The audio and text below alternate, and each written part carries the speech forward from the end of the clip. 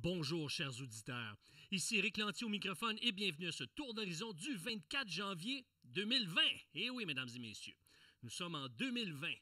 Et de quoi est-il question aujourd'hui de l'aide médicale à mourir? Je sais, j'en ai parlé la semaine dernière, mais là, il y a une préoccupation qui est drôlement importante.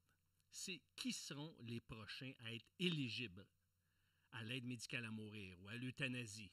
Parce que cette semaine, on a appris que les personnes atteintes de sévères troubles de santé mentale auront accès à l'aide médicale à mourir. Évidemment, ce ne sont pas tous ceux qui sont atteints de troubles de santé mentale ou qui souffrent de problèmes de santé mentale qui vont avoir recours au service de l'aide médicale à mourir. Par contre, ils pourront en faire la demande et un certain nombre d'entre eux pourront avoir accès à la mort grâce à nos services de santé. En 2019, l'an dernier, le Soleil nous disait qu'il y avait 10 fois plus de demandes d'aide médicale à mourir au Québec que ce qui avait été prévu lors de l'adoption de la loi en 2014. Donc, même si on dit qu'il n'y en aura pas autant qu'on pense, non, c'est certain qu'il n'y en aura pas autant qu'on pense, parce que si on se fie à ce qui s'est passé en 2014 ou entre 2014 et 2019, ça risque d'être plus grand que prévu.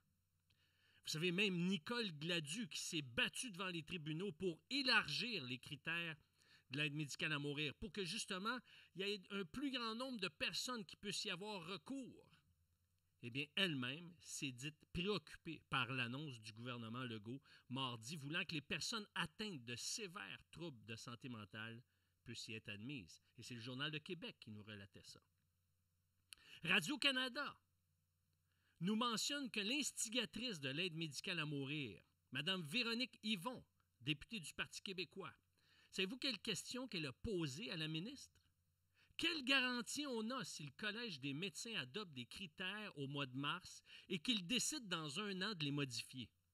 Quel regard on va poser là-dessus comme société québécoise, comme élus?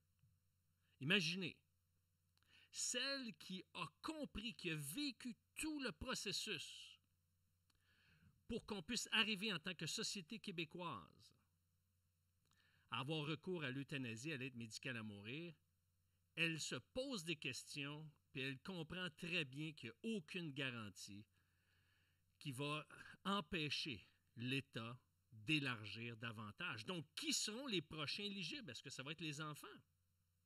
On entend de plus en plus parler dans les médias depuis quelques années. Ne devrait-on pas élargir l'aide médicale à mourir aux enfants qui souffrent? Pourtant, lorsqu'on a débattu la question, il y a quelques années, et lorsque des gens disaient « Non, un instant, là, les gens qui sont atteints de santé mentale vont le demander puis on va leur accorder. » Tout le monde riait de ces gens-là, dit « Ben voyons donc, voir si on est assez fou pour accorder ça. » Mais ça a l'air qu'aujourd'hui, en 2020, on est assez fou pour accorder l'aide médicale à mourir aux gens qui souffrent de troubles de santé mentale.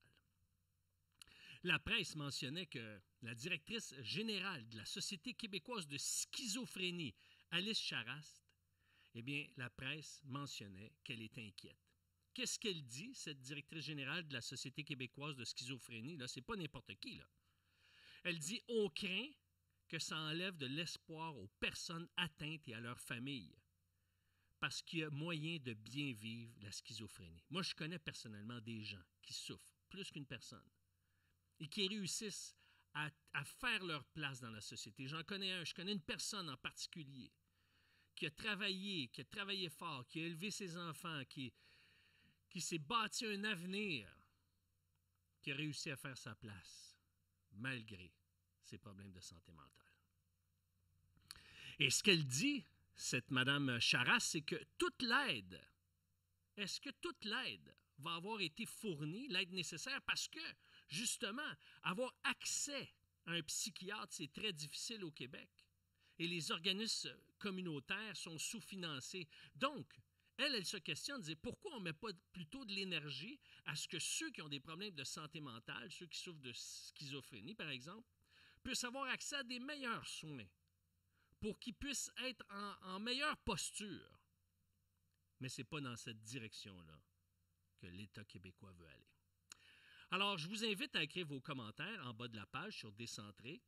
Et sur ce, puisque le temps file, bien, je vous dis merci, au revoir et à la semaine prochaine. Ciao!